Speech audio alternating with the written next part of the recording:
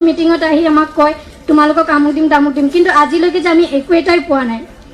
সেইবোৰ কাৰণে ব্যৱস্থা Also, it's a special request.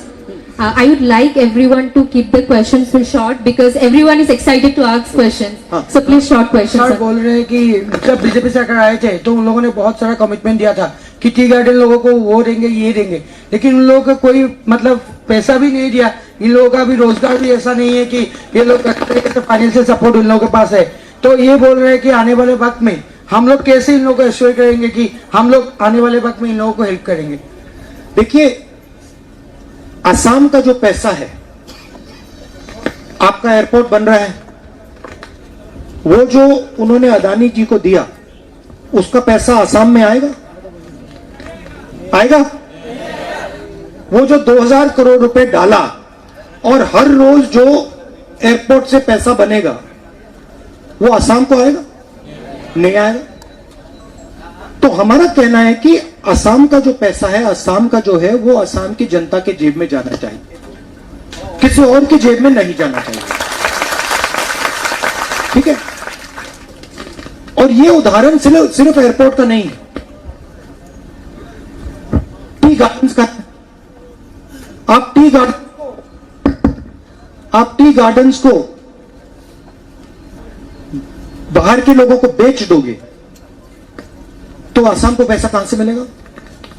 आप टूरिज्म का फायदा बाहर के लोगों को दे दोगे तो असम को पैसा कहां से आएगा?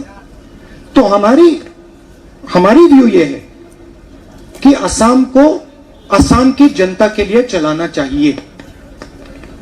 अगर एयरपोर्ट असम के लिए बना है तो एयरपोर्ट का फायदा, एयरपोर्ट का जो पैसा बनता है वो असम की जनता की जेब में जाना चाहिए। और अगर हम असम की जनता को फाउंडेशन नहीं देंगे, उनके पैरों के नीचे फाउंडेशन नींव नहीं रखेंगे, तो हम असम में कुछ नहीं कर पाएंगे। इसलिए जब हम सरकार में थे, यूपीए सरकार में थे, हमने मनरेगा किया, हमने राइट टू फूड दिया, अलग अलग हमने योजनाएं चलाई। अब आप अपने आप से सवाल पूछिए, पिछले 5 साल में बीजेपी ने यहां पे कौन सी गरीबों के लिए योजना चलाई? नाम बता दो। क्या उन्होंने कौन सा प्रोजेक्ट लिया गरीबों के लिए? मुझे बता दो। एयरपोर्ट तो उन्होंने अदानी जी को दे दिया, मुझे ये बताओ कौन सी योजना उन्होंने गरीबों के लिए चलाई? মানে যিটো আমাৰ কাৰণেতো তেনেকুৱা একো আঁচনি লোৱাই নাই, আজিলৈকে আমি এনেকুৱা তেনেকুৱা একো পোৱাই নাই। মানে ये बोल रहे हैं कि अभी तक कुछ नहीं मिल रहा है, कोई भी अभी तक पॉलिसी इन लोगों के लिए नहीं है। मगर आपने मनरेगा का तो नाम सुना होगा। हाँ मनरेगा में पैसा तो मिलता था। हाँ छत्तीसगढ़ के चीफ मिनिस्टर बैठे हैं, हमने छत्तीसगढ़ में वायदा किया था कि हम किसानों को सही दाम देंगे। वो हमने चुनाव के एकदम बाद किसानों को सही दाम देना शुरू कर दिया। तो हमारा तो रिकॉर्ड है, हमने आसाम को, नॉर्थ ईस्ट को इन्वेस्टमेंट पॉलिसी दी थी, हमने आसाम को, नॉर्थ ईस्ट को स्पेशल स्टेटस दिया था। हमारा तो रिकॉर्ड है, हम हवा में नहीं बोल रहे हैं। तो जब हम आपसे कहते हैं कि हम हेल्थ केयर की, स्वास्थ्य की, शिक्षा की, रोजगार तैयार करेंगे, ये हम हवा में नहीं बोल रहे, ये गारंटी है, ये हम करवा के दिखाएंगे आप। ছাৰে কৈছে যে যিখিনি কথা আজিলৈকে কংগ্ৰেছ চৰকাৰে কৰিছে সেইখিনি কৰিছে, আৰু আগৰ সময়ছোৱাতো কংগ্ৰেছে যিখিনি অসমৰ প্ৰতিশ্ৰুতি দিছিল তেওঁলোকে সেইখিনি প্ৰতিফলন কৰিছিলে। ছত্তীশগড়ত চৰকাৰ বনোৱাৰ আগত যিখিনি প্ৰতিশ্ৰুতি দিছিলে সেইখিনি তেওঁলোকে কাৰ্যত ৰূপায়িত কৰিছিলে। গতিকে এইটো গেৰেণ্টিৰ সৈতে কৈছে যে আহিব লগা সময়ছোৱাত টি গাৰ্ডেনৰ কাৰণে, ৰাইজৰ কাৰণে, ষ্টুডেণ্টৰ কাৰণে কংগ্ৰেছে কাম কৰিব।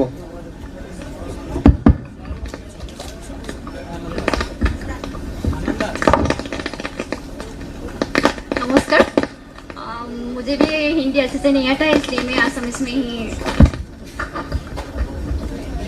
अच्छा सॉरी, एक बात इंटरप्ट करना चाहता हूं। आपने जो कहा कि लोग फौज में जाना चाहते हैं, पुलिस में जाना चाहते हैं, हम सरकार में आएंगे तो पुलिस के भी बटालियंस हम तैयार करेंगे आपके लिए।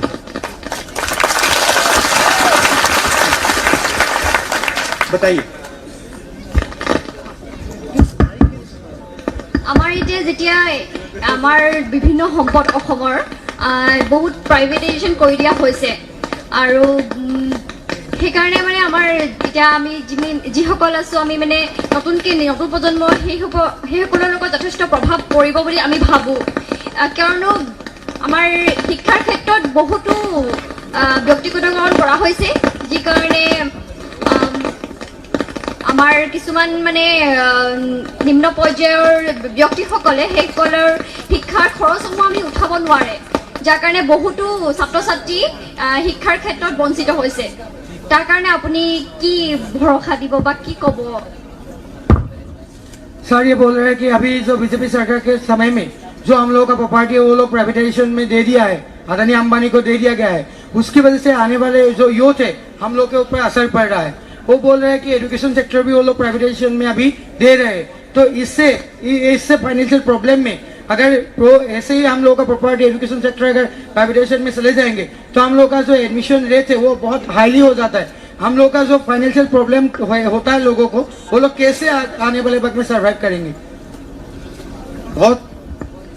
बहुत बड़ी समस्या है, क्योंकि एजुकेशन जो होता है वो कमर्शियल नहीं होना चाहिए। Education is a fundamental right. Education गरीब से गरीब व्यक्ति को मिलना चाहिए, और एजुकेशन का मतलब खाली कमरा नहीं होता है। High quality education, high quality teachers वो यूनिवर्सली देना चाहिए। और अगर हम इतना प्राइवेटाइजेशन कर दें तो ये हम कर ही नहीं पाएंगे। इसलिए हम रिकॉर्डिंग नहीं किया इस प्रकार के प्राइवेटाइजेशन के खिलाफ हैं। आज देखिए, मैंने पार्लियामेंट में हमारे दो की बात की। 2 लोग सरकार के सब एयरपोर्ट दिए जा रहे हैं। यहां पे असम में उनको एयरपोर्ट दिया जाता है। यूनिवर्सिटीज में, कॉलेजेस में रैंपेंट आप प्राइवेटाइजेशन कर रहे हैं, और सेंट % जब आप प्राइवेटाइजेशन करेंगे, फीस कौन देगा?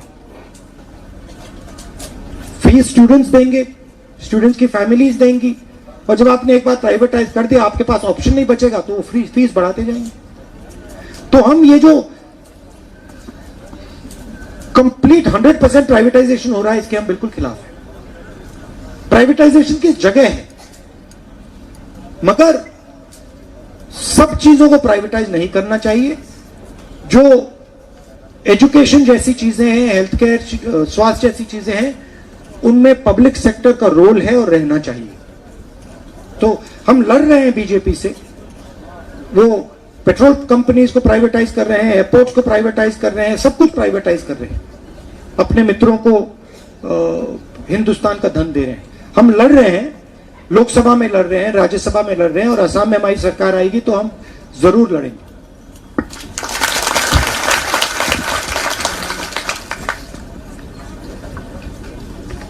Good afternoon sir. Good afternoon sir, मतलब आपने जैसे बोला कि हमारी दो की सरकार है, सर ये बिल्कुल आप बिल्कुल एकदम 100% श्योर है सर इस बात पे? उन्होंने रेलवे भेज दिया सर, एयरपोर्ट भेज दिया, रेलवे भेज दिया, सी पोर्ट भेज दिया, हाईवेज भेज दिया सर। अब बोल रहे कि टोल टैक्स भी भेज देंगे। अब उन्होंने क्या क्या किया सर? LIC तक भेज दिया। अभी भी कल ही 80,000 लोग प्रोटेस्ट करे थे उसके लिए। सबसे बड़ी सेल ये ट्राई कर रहे हैं। हिंदुस्तान का जो कृषि का सिस्टम है, एग्रीकल्चरल सिस्टम, ये इसको बेचने की कोशिश कर रहे हैं। ये जो 3 कानून बनाए हैं इन्होंने, कृषि कानून, ये हिंदुस्तान के किसानों का जो धन है, जो आमदनी है, उसको छीनने का तरीका है। ये सबसे बड़ी सेल है। इसको आप प्राइवेटाइजेशन नहीं समझ रहे हो, मगर ये प्राइवेटाइजेशन है। ये कृषि के सिस्टम का प्राइवेटाइजेशन है, और वो भी 1-2 व्यक्तियों के हाथ में डाल रहे हैं। जी सर। सर वो कहते थे कि मैं देश नहीं बिकने दूंगा सर। आज छोड़ा क्या है सर? उन्होंने पूरा देश बेच के रख दिया सर। पेट्रोल के दाम 60-65 से अब 100 कर दिया सर। LPG 400 का मिलता था, वो 820 में मिल रहा है सर अभी। तो सर ये वो फिर बोलते कि बहुत हुआ है महंगाई की बार, अब की बार। ये सर ये सारे वादे कहाँ गए सर उनके? अब भैया ये तो आप उनसे पूछिए, मुझसे सर। वो आते ही नहीं सर, एक भी प्रेस कॉन्फ्रेंस नहीं किया सर आज तक उन्होंने। वो नहीं करेंगे, वो कभी नहीं करेंगे सर। हमें भी पता है सर, वो बहुत डरते हैं सर। भैया एक बात बताओ, जो चोरी करते हैं वो प्रेस कॉन्फ्रेंस करेंगे कभी? कभी नहीं सर, कभी नहीं। जो चोरी करेगा ऐसे आके खड़ा हो सकता है क्या? कभी नहीं सर, कभी नहीं हो सकता। तो नहीं आएंगे वो। चौकीदारी चोर है सर। आप वो आने वाले नहीं है वो भैया देखो, अब वो अपने घर में रहेंगे, अब आपके ऊपर है, आप उनको घर में बंद करना चाहते हो तो आप कर सकते हो चुनाव के समय। वो ये अभी जो फार्मर प्रोटेस्ट चल रहा है सर, उस पे वो कहते हैं बार बार कि एमएसपी देंगे, एमएसपी देंगे, एमएसपी देंगे। सर तो वो अपने 3 लॉज में लिखते क्यों नहीं सर कि एमएसपी देंगे? वो नहीं लिखेंगे जी सर, वो भी पता है। 3 कानून, पहला कानून कहता है कि जो फार्मर्स की मार्केट है, मंडियां, उनको हम बंद करेंगे। दूसरा कानून कहता है कि जितने भी जमाखोरी करनी हो, जितनी भी देर के लिए करनी हो, सबसे बड़े बिजनेसमैन कर सकते हैं। तीसरा बेस्ट कानून है कि अगर किसान ने सही दाम के लिए कोर्ट में कार्रवाई शुरू करने की कोशिश की, तीसरा कानून उसको कार्रवाई नहीं करने देता। मतलब किसान कोर्ट ही नहीं जा सकता। तो ये सब सेक्टर्स में ये कर रहे हैं। देखिए सिंपल सी बात है, आज आप टीवी देखना, टीवी ऑन करोगे, आपको उस पर नरेंद्र मोदी जी दिखेंगे, 24 घंटा दिखेंगे। आप अपने आप से ये सवाल पूछो, टीवी में नरेंद्र मोदी जी को इतने घंटे कैसे मिलते हैं, कौन देता है और कितने पैसे के लिए मिलते हैं? जी सर। सर अभी प्रेस फ्रीडम इंडेक्स भी आया था सर, तो इंडिया की रैंकिंग उसमें 180 कंट्रीज में 142 थी सर। सर ये बहुत। और फिर अभी सर 3 डेमोक्रेसी इंडेक्स आए सर, एक तो स्वीडन का सर, और एक यूएस वॉचडॉग का, और एक सर एक और आया था सर ये। तो वो तीनों में सर, एक में फ्लॉट है क्या, एक में इंडिया को ऑटोक्रेटिक बता दिया, ऑटोक्रेटिक, और मतलब पाकिस्तान और बांग्लादेश से भी पीछे बता दिया गया सर। बिल्कुल जी सर। तो ये आप लोगों को मिलकर ये चैलेंज उठाना पड़ेगा, क्योंकि ये आपका देश है, हम सबका देश है, और आप इस देश के भविष्य हो, आप फ्यूचर हो, और ये काम हम सबको मिलकर करना है। हिंदुस्तान की डेमोक्रेसी को बचाना है, यहां पे रोजगार पैदा करना है, हॉस्पिटल्स, डॉक्टर्स, नर्सेस तैयार करने हैं। ये हम सब मिलकर काम करना पड़ेगा, लेकिन ये नहीं होने वाला है।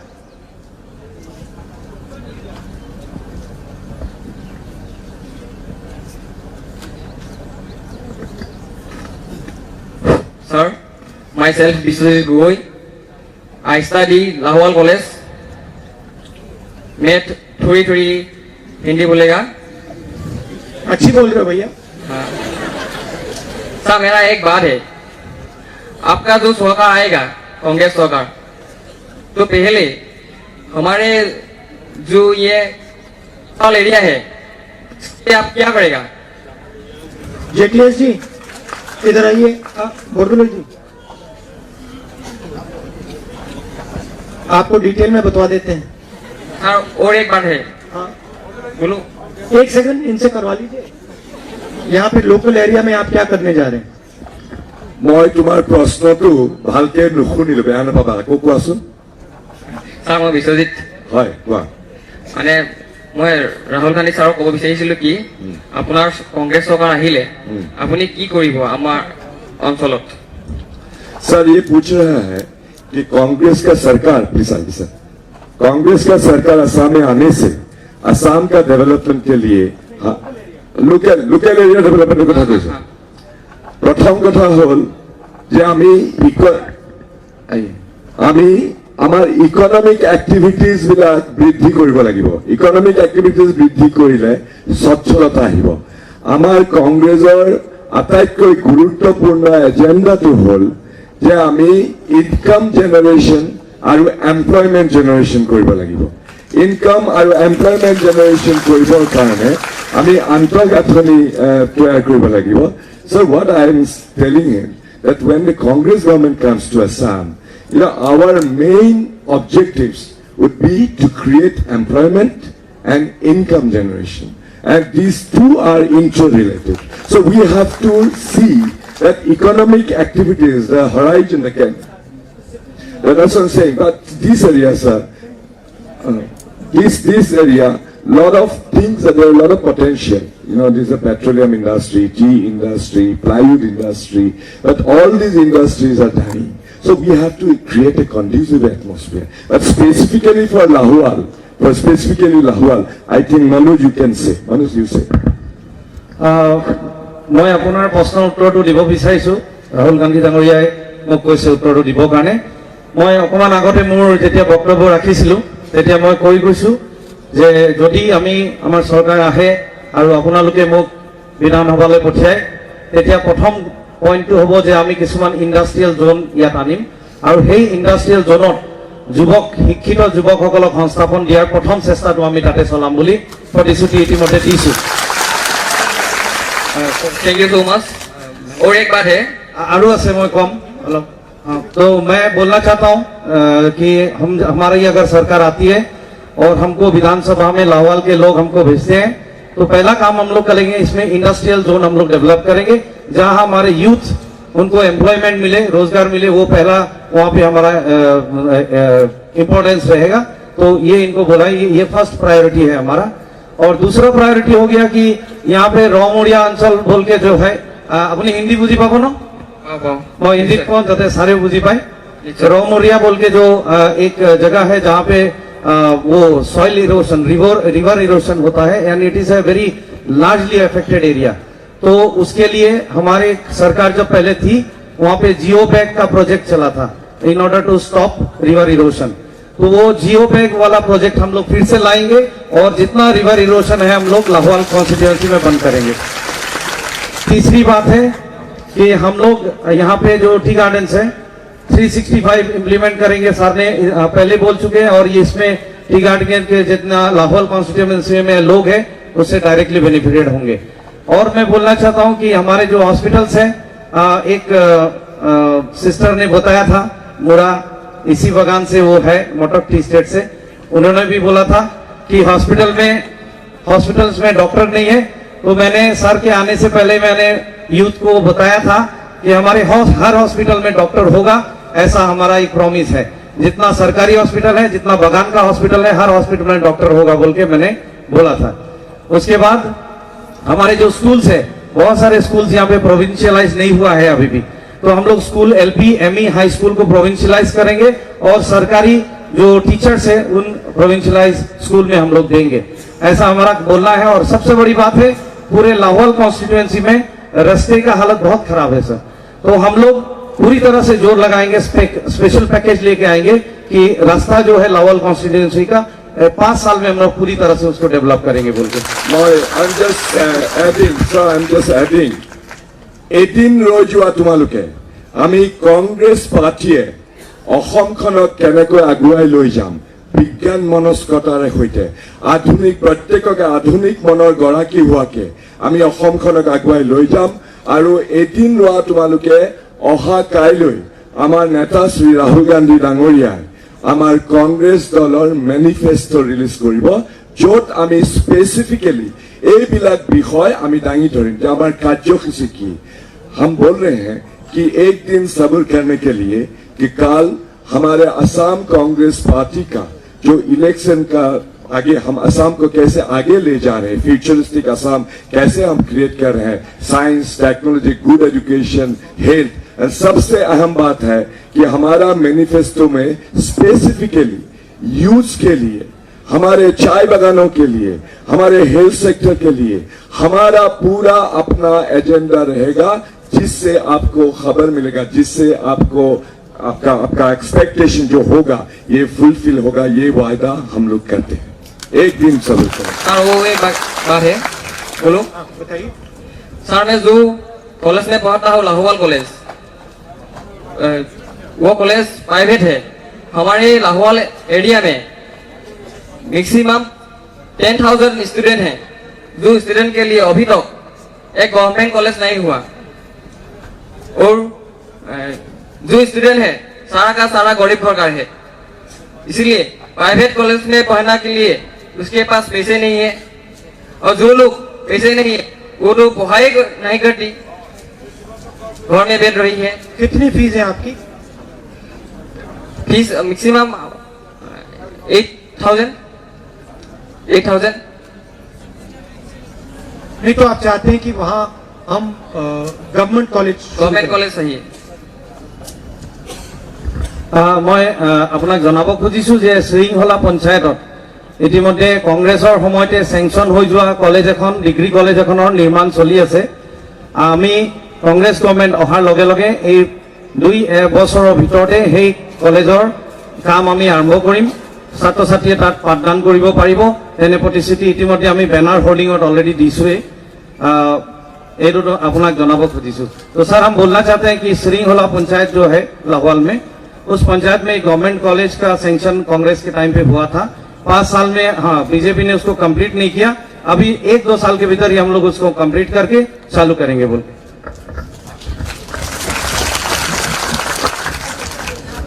सर मैं धनाजी से आया हूँ, मेरा नाम कमलेश सुटिया। मेरा क्वेश्चन है सर, पॉलिटिक्स में धर्म को इन्वॉल्व करके बीजेपी लोग पॉलिटिक्स का जो स्तर है बहुत खराब कर रहा है, इसलिए स्तर को हम लोग बेहतर करने के लिए हम लोग कांग्रेस लोग ने क्या स्टेप लेने पड़ेगा? देखिए, बीजेपी धर्म को नहीं इस्तेमाल करता है, क्योंकि जो बीजेपी आरएसएस करती है वो किसी भी धर्म में नहीं लिखा है। बीजेपी नफरत का प्रयोग करती है, अलग बात है। बीजेपी हिंदू धर्म में कहीं नहीं लिखा है कि किसी को मारो, किसी को पीटो, किसी का अपमान करो, कहीं भी नहीं लिखा है। तो बीजेपी हिंदू धर्म का प्रयोग नहीं कर रही है, बीजेपी नफरत का प्रयोग कर रही है। कांग्रेस पार्टी क्या करती है, जहां भी बीजेपी नफरत फैलाती है वहां हम जाके भाईचारा फैलाते हैं, वो हमारा काम है। आप याद रखिए,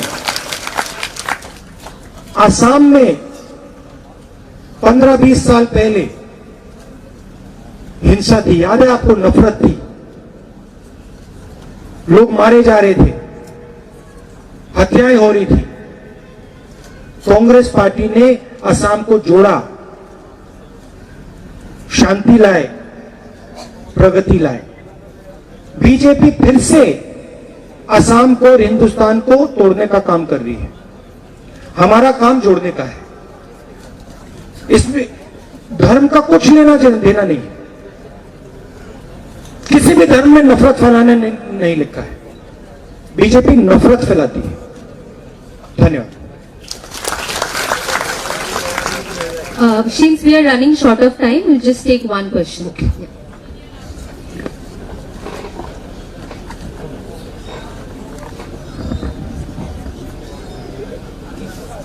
নমস্কাৰ ছাৰ, नमस्कार।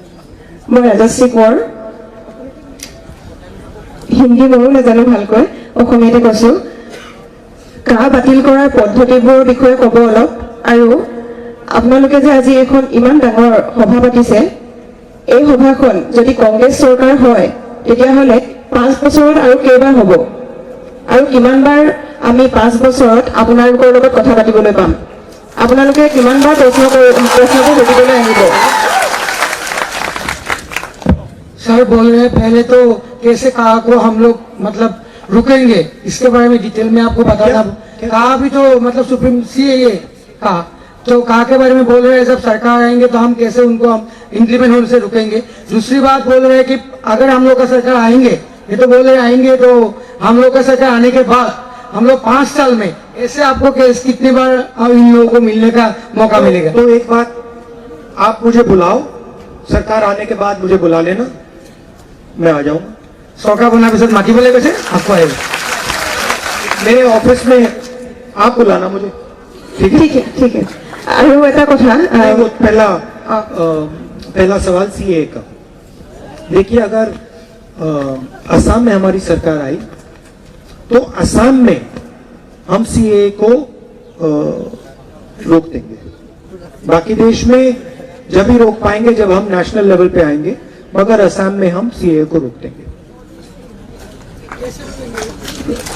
असेंबली में रोकवा देंगे, असेंबली में हम पास करा देंगे कि सीए लागू नहीं होगा। আৰু এটা প্ৰশ্ন আছিলে, আমাৰ যিহেতু छत्तीसगढ़ में किया है ना हमने, छत्तीसगढ़ में सीए का किया है ना हमने। अच्छा सीए प्रोटेस्ट, हाँ ठीक है। আমাৰ যিহেতু অসমত এতিয়া যিবিলাক চৰকাৰী স্কুল আছে স্কুলবিলাকৰ অৱস্থা খুবেই বেয়া। বেচৰকাৰী স্কুলৰ অৱস্থাটো যথেষ্ট ভাল হয় আৰু বেচৰকাৰী স্কুলবোৰে চৰকাৰী স্কুলৰ লগত মিলি তেওঁলোকৰ ষ্টুডেণ্টবোৰ পঢ়াই, যেনেকৈ পাছ কৰা ষ্টুডেণ্টবিলাকক সেইটো। আৰু এতিয়া যিহেতু আমি দেখি আছোঁ দিল্লীত কেজৰিৱাল চৰকাৰে যিটো ব্যৱস্থা কৰিছে যে চৰকাৰী স্কুলৰ বহুত উন্নত হৈছে, তাত বেচৰকাৰী স্কুল নাই বুলিয়ে ক'ব পাৰি। গতিকে অসমত সেই অৱস্থাটো কেতিয়া হ'ব, কেতিয়া মানে বেচৰকাৰী স্কুলৰ তুলনাত চৰকাৰী স্কুলৰ অৱস্থা ভাল হ'ব, কেতিয়া মানে ষ্টুডেণ্টবোৰে চৰকাৰী স্কুলত ভাত নিদিয়াকৈ ঘৰৰ পৰা নিজে স্কুললৈ, চৰকাৰী স্কুললৈ ওলাই যাব। फिलहाल जो आसाम का जो गवर्नमेंट जो स्कूल है उसका जो मतलब हालत है वो बहुत खराब है। जो इंफ्रास्ट्रक्चर है, जो सब कुछ, मतलब अभी यही बोल रहे हैं कि इनके मुकाबले जो प्राइवेट है, प्राइवेट स्कूल वो बहुत आगे बढ़ चुका है, तो लोग ज्यादा से ज्यादा प्रेफर करते हैं प्राइवेट स्कूल में जाना। जो अभी दिल्ली में केजरीवाल सरकार के समय में जो गवर्नमेंट स्कूल को जो मतलब ऐसा एक नया रूप दिया गया है, ऐसा कब होगा आसाम में, और कब हम लोग आसाम के स्टूडेंट प्राइवेट छोड़ के गवर्नमेंट स्कूल में जाने के लिए वो निकल जाएंगे। जो दिल्ली में जो स्कूल्स पर काम हुआ है उसका फाउंडेशन कांग्रेस पार्टी की सरकार ने, शीला दीक्षित जी ने लगाया था। केजरीवाल सरकार क्या कर रही है, केजरीवाल सरकार उसकी मार्केटिंग कर रही है। যিটো এতিয়া দিল্লীত দেখা পোৱা গৈছে যে বিদ্যালয়ৰ যি নতুনত্ব, সেই নতুনত্বটো শীলা দীক্ষিত ডাঙৰীয়া আনি, যেতিয়া তেওঁ তাৰ মুখ্যমন্ত্ৰী আছিলে তেতিয়াই সেই কনচেপ্টটো তেওঁ আনিছিলে। বৰ্তমান কেজৰিৱাল চৰকাৰে সেইটো মাৰ্কেটিং কৰিছে, এডভাৰটাইজমেণ্ট কৰিছে, কিন্তু সেই কনচেপ্ট যিটো থিমটো, সেইটো থিমটো শীলা দীক্ষিত ডাঙৰীয়ানী দিনতে আহিছিলে। मगर असम में बहुत सिंपल है, जितना ज्यादा पैसा सरकार हेल्थ केयर में और शिक्षा में डालेगी उतना असम को फायदा होगा। और हम ज्यादा से ज्यादा पैसा पब्लिक स्कूल्स में, हॉस्पिटल्स में डालने जा रहे हैं। तो हिंदी बता दो ऐसे नहीं।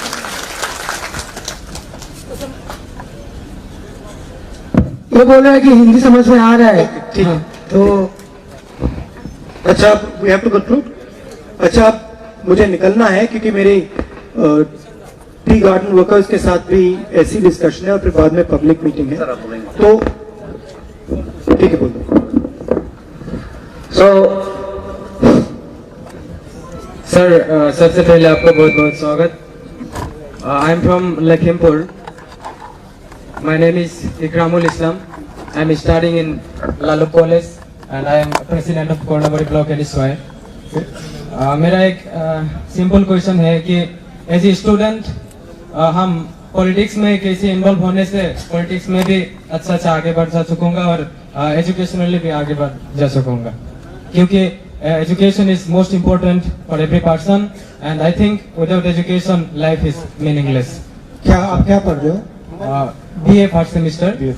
और पॉलिटिक्स में क्या करना चाहते हो, कैसे करना चाहते हो, क्या प्लान है आपका? प्लान मतलब ऐसा कोई फ्यूचर का कोई प्लान नहीं है, ऐसे एनएसवाई कर रहा हूँ अभी पिछले 5 साल से अभी कोर्नाबाड़ी ब्लॉक एनएसवाई का प्रेसिडेंट हूँ, न्यूली अपॉइंटेड।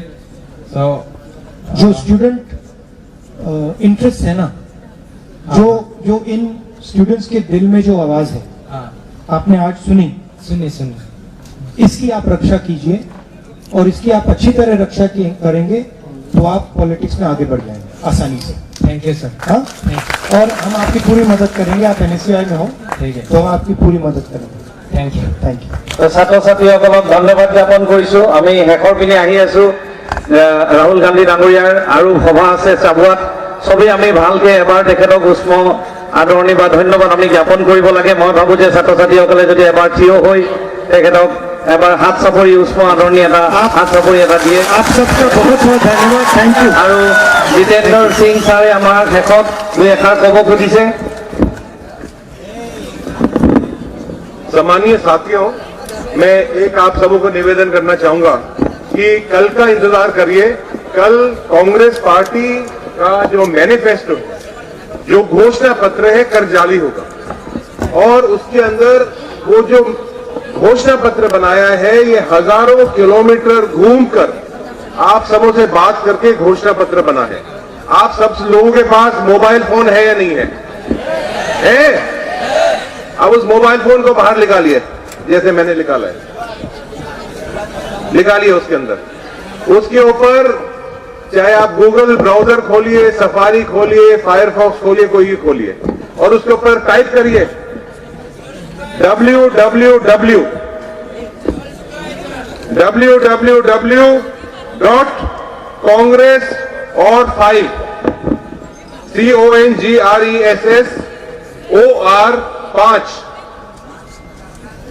Guarantee GURANTEE.in।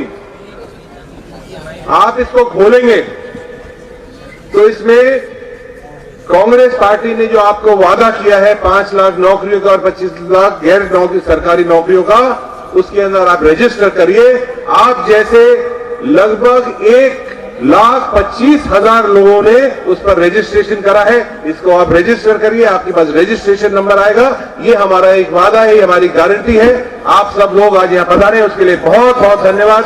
जय हिंद, जय भारत, जय होम।